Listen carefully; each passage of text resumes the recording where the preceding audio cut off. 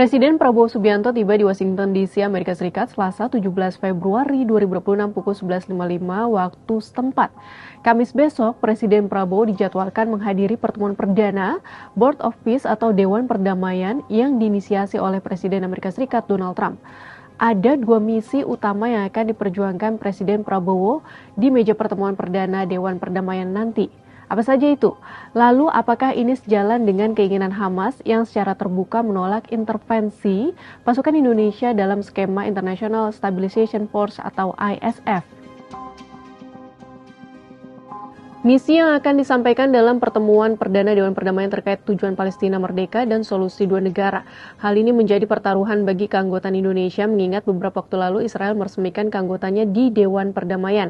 Jika solusi dua negara tidak dipenuhi, Presiden Prabowo berjanji keluar dari keanggotaan Dewan Perdamaian. Misi kedua, Presiden Prabowo akan memberikan penjelasan mengenai rencana pengiriman pasukan perdamaian Indonesia ke Gaza.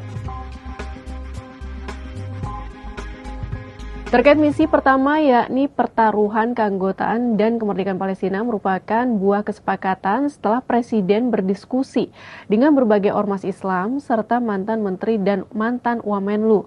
Wakil Presiden ke-13 RI Ma'ruf Amin menegaskan kembali hal tersebut. Ya, yang penting itu begini, kita itu kan tetap punya target kita atau politik luar negeri kita di dalam masalah Palestina. Dari sejak tahun 55 kita menghendaki agar Palestina merdeka.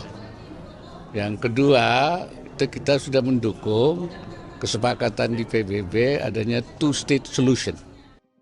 Selanjutnya terkait rencana pengiriman 8.000 personel TNI dalam skema ISF mulai April 2026, pejabat senior Hamas Osama Hamdan sempat menegaskan bahwa Palestina menolak segala bentuk perwalian asing atas Gaza.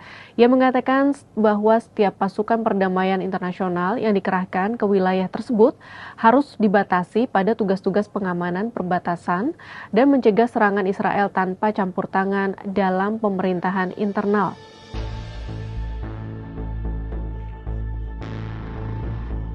Hamdan juga menyatakan bahwa Hamas telah berkomunikasi langsung dengan Indonesia dan menekankan bahwa setiap pasukan asing harus tetap netral, serta tidak bertindak dengan cara yang bertentangan dengan keinginan Palestina atau berfungsi sebagai pendudukan. Selain itu, pemerintah Indonesia telah meyakinkan bahwa peran pasukan Indonesia akan terbatas pada memisahkan pasukan Israel dan Palestina, serta mencegah agresi. Adapun terkait pelucutan senjata Hamas, Hamdan menegaskan hal itu tidak akan dilakukan sebelum negara Palestina merdeka dengan Yerusalem sebagai ibu kotanya. Terkait rencana pengiriman pasukan Indonesia ke Gaza dalam skema ISF, pengajar hubungan internasional Universitas Katolik Parahyangan, Julius Purwadi Hermawan menyebut penolakan Hamas terhadap ISF perlu diwaspadai sebagai indikasi adanya kepentingan lain. Betul gitu ya. Gagasan Trump yang terkait dengan ISF itu benar-benar disambut baik gitu ya. Saya justru khawatir ya, Hamas sudah menyampaikan bahwa menolak foreign occupation. Katanya bahwa ISF itu seperti foreign occupation dan itu ya gitu ya. Clear gitu ya bahwa ini bukan martabat yang diperjuangkan gitu ya. Tapi ada kepentingan lain gitu ya. Dan saya mengingatkan hati-hati dan kepentingan yang lain.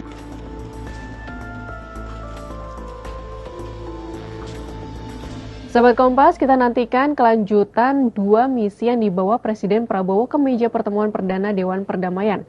Apakah forum yang diinisiasi Trump dan melibatkan Israel sebagai anggota di dalamnya benar-benar mau mewujudkan Palestina merdeka?